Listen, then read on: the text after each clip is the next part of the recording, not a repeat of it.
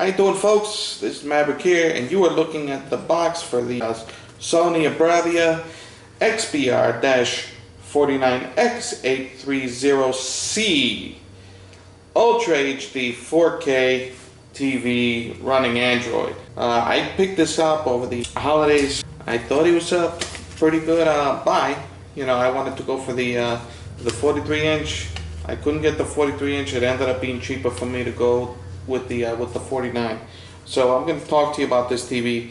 Obviously, this is not an unboxing because it's already been out the box and I didn't wait that long. But I wanted to just make a little video about it, so I'm going to be showing it to you momentarily. Hey folks, so I have here the Sony Bravia XBR49X830C. So I want to talk first of all about why I decided on this TV.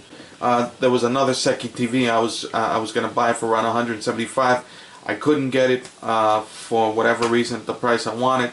So I decided at which point I was going to get a 4K TV no matter what. And then I come to find out that a lot of these more inexpensive 4K TVs don't come with a native 120 Hz refresh rate.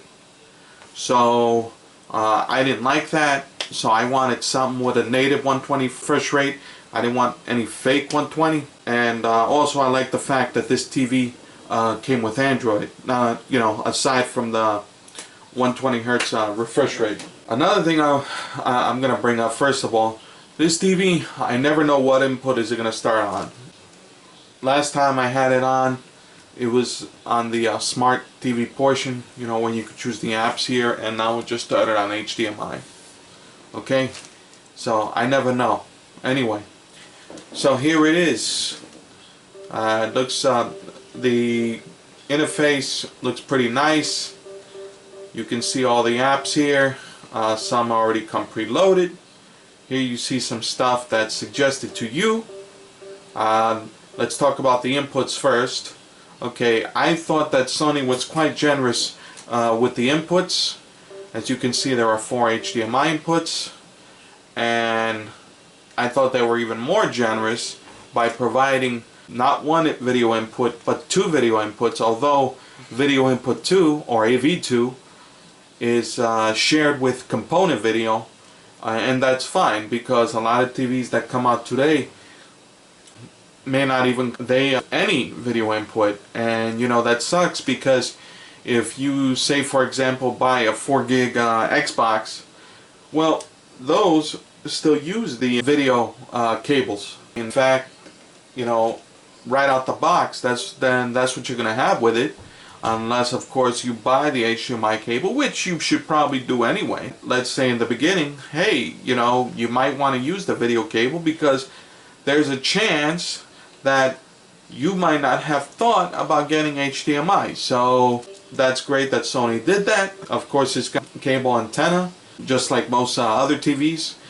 Now, there was also another input that used to show here, and I don't know why it's not showing anymore, but one was streaming input, where it would actually allow you to connect with your HDHomeRun if you had an HDHomeRun, and you can enjoy that device just like if you were watching cable antenna, and you know, just be able to flip through the channels all the same way.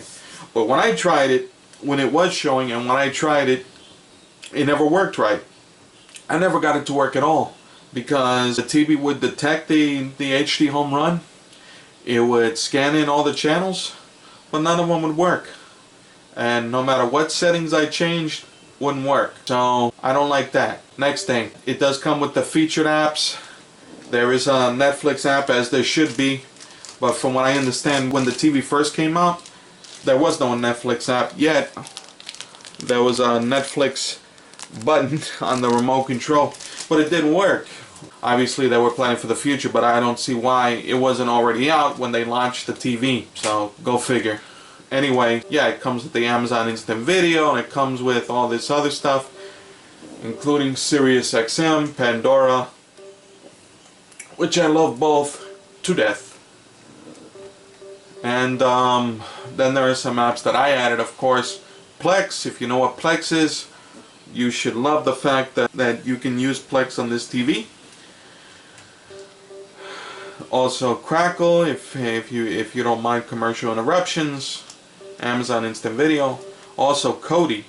I should also mention that with the HDHomeRun, there's actually HDHomeRun plugin for Kodi. You could use the HDHomeRun with Kodi instead of having to buy the HDHomeRun app, which they actually have at the Google Play Store. After that, there are a couple of neat apps here. If you know what Aptoid is, you might like this, where you can get pretty much any app you want, even apps that may not be available through the Play Store. Now mind you, just because the app is available, that doesn't necessarily mean that it will work with the TV, because essentially all these apps, they're all made for phones.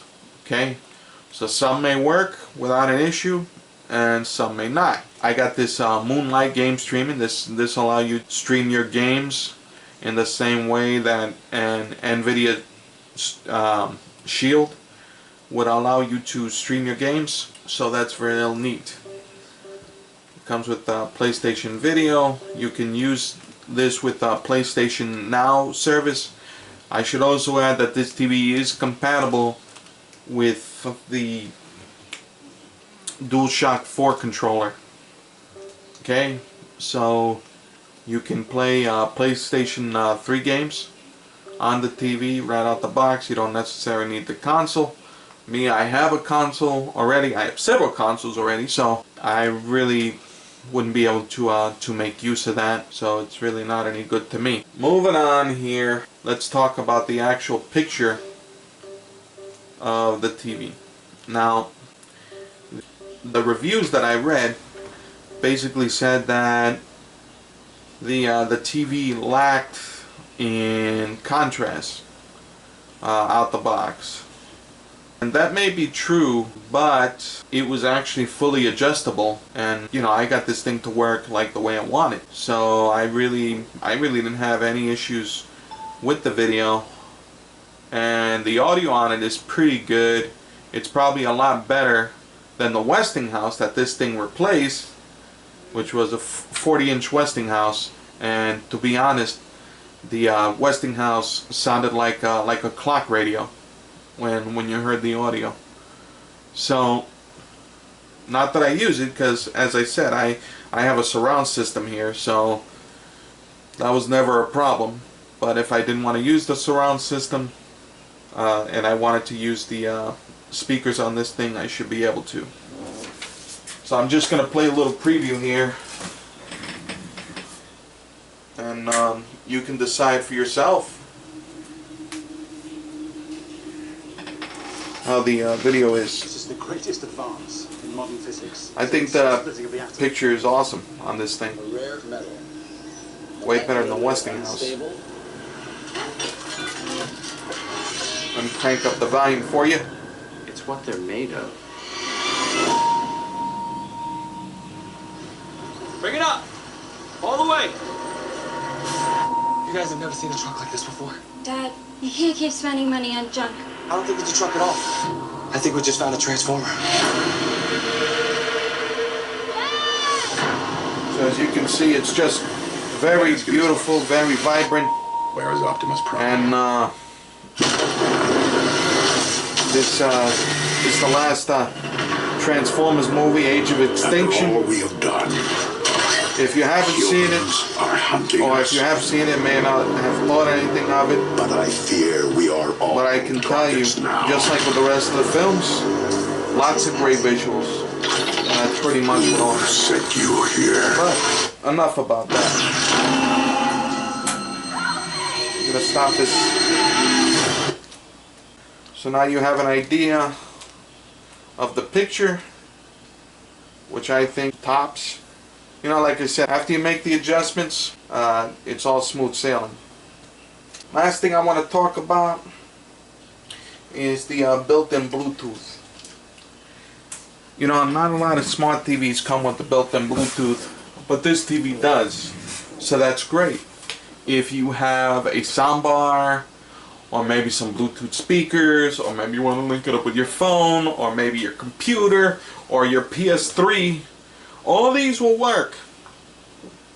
But if you have a pair of headphones that use A2DP, okay, and that's a Bluetooth profile, by the way, they will not work with this TV. But on the brighter side, it is remedied using this device here, which will allow you to actually link up 2 pairs of headphones, and you know, problem solved. But still, I had to spend extra money when I shouldn't have had to, because this TV has built-in Bluetooth, yet I cannot use it in the way I want to use it.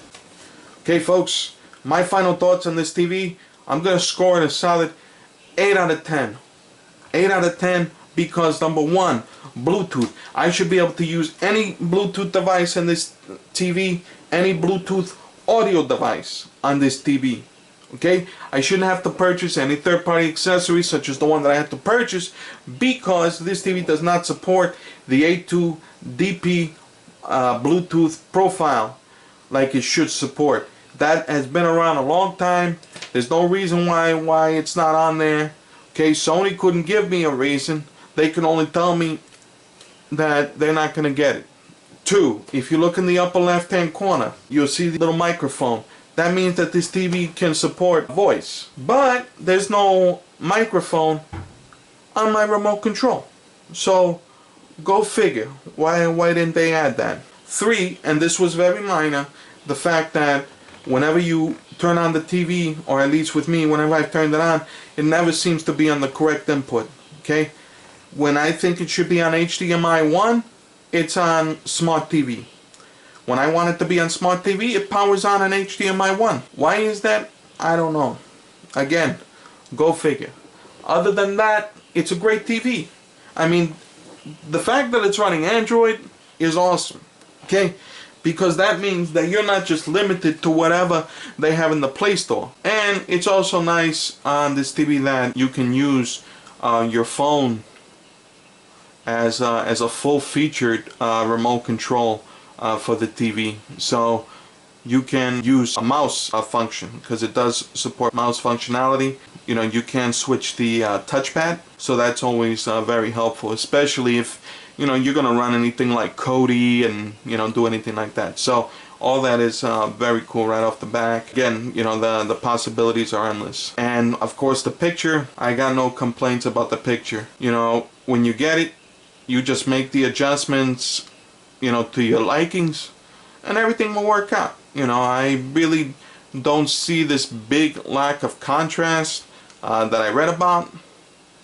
So other than the other things that I had mentioned, it's a great TV. Okay, I don't see why would anybody want to limit themselves by getting you know, any TV where they eventually, once these TVs, they don't sell them anymore. So once the sales stop, the support stops, because they won't make no new apps for it anymore. If you like things like Plex and you know, you want to see all these things get updated and see what kind of possibilities are out there, you know, this would be the TV for you. I don't see why anyone wouldn't want one. But that's pretty much it.